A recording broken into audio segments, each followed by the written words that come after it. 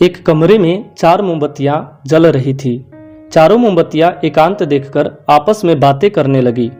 पहली मोमबत्ती बोली, मैं शांति हूँ। जब मैं इस दुनिया को देखती हूँ तो बहुत दुखी होती हूँ। चारों ओर आपाधापी, लूट खसोट और हिंसा का बोलबाला है।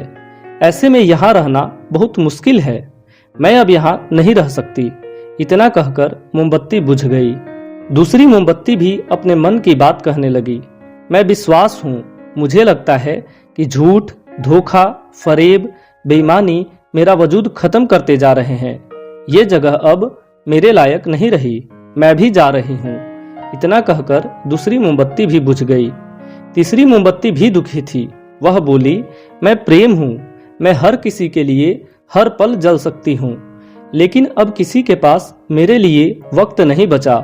स्वार्थ और नफरत का भाव मेरा स्थान लेता जा रहा है। लोगों के मन में अपनों के प्रति भी प्रेम भावना नहीं बची। अब ये सहना मेरे बस की बात नहीं।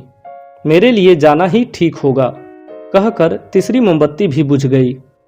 तीसरी बत्ती बुझी ही थी कि कमरे में एक बालक ने प्रवेश किया।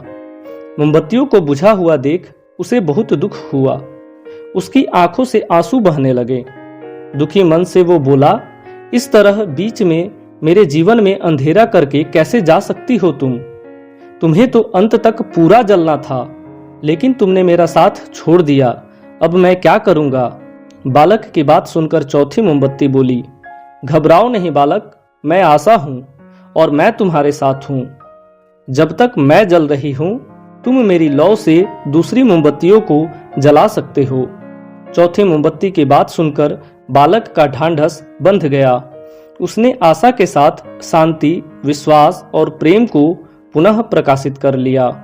दोस्तों, इस कहानी से हमें सीख मिलती है, जीवन में समय एक सा नहीं रहता। हमारा जीवन उतार चढ़ाव से भरा होता है। कभी उजाला रहता है तो कभी अंधेरा। जब जीवन में अंधकार आए, मन अशांत हो जाए, विश्वास डगमगाने लगे और दुनिया पराई लगने लगे, तब आशा का दीपक जला लेना। जब तक आशा का दीपक जलता रहेगा, जीवन में कभी अंधेरा नहीं हो सकता। आशा के बल पर जीवन में सब कुछ पाया जा सकता है। इसलिए आशा का साथ कभी ना छोड़ें। धन्यवाद।